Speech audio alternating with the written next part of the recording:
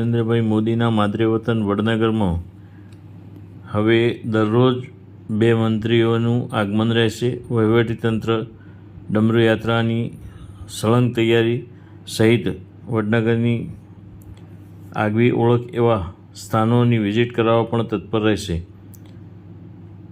આજે રમતગમત યુવા અને સાંસ્કૃતિક પ્રવૃત્તિના વિભાગના ગુજરાત સરકાર દ્વારા આયોજિત શ્રાવણ ઉત્સવ 2026 અંતર્ગત ડમરૂ યાત્રા વડનગર નીલકંઠ મહાદેવ ખાતે યોજાયેલ હતી। ડમરૂ યાત્રામાં સામાજિક ન્યાય અને અધિકારિતા, પ્રાથમિક શિક્ષણ અને પ્રૌઢ શિક્ષણ, ઉચ્ચ અને તાંત્રિક શિક્ષણ મંત્રી પ્રદ્યુમન વાઝા તેમજ કાયદો અને ન્યાયતંત્ર વિભાગના મંત્રી, ઉર્જા અને પ્રોટોકોલ્સ, કેમિકલ્સ, વૈજ્ઞાનિક, સંસદીય બાબતોના રાજકક્ષાના મંત્રી કૌશિક વેકરિયા પણ ખાસ ઉપસ્થિત રહ્યા હતા। વડનગર ખાતે ધારાસભ્ય કિરીટભાઈ પટેલ સહિત વહીવટી વડા આર.કે. બેનીવાલ તેમજ પ્રાંત અધિકારી, મામલતદાર, ટીડીઓ સહિત મહામંત્રી જિલ્લાના કમલભાઈ પટેલ અને શહેર પ્રમુખ મયંક પટેલ સહિત તાલુકા પ્રમુખ કિરણ ચૌધરી અને તાલુકા અને જિલ્લા પંચાયતના સદસ્યો સહિત નગરપાલિકા પ્રમુખ મિતિકાબેન શાહ અને તેમની ટીમ પણ ડમરૂ યાત્રામાં જોડાઈ હતી। સમગ્ર વડનગરમાં ડમરૂ યાત્રાએ એક અનોખી ઓળખ ઊભી કરી છે। બંને મંત્રીએ વડનગરના વિવિધ ઐતિહાસિક સ્થળો, BN high school, museum, railway station વગેરેની મુલાકાત લીધી હતી અને ખૂબ બારીકાઈથી ચર્ચાઓ કરી હતી। ટીવી મીડિયા સમક્ષ પ્રદ્યુમન વાઝા, કેબિનેટ મંત્રી, શિક્ષણ મંત્રીએ નિવેદન પણ આપ્યું હતું। Online TV news reporter Suresh Thakor સાથે ફારૂક મેમણ, વડનગર।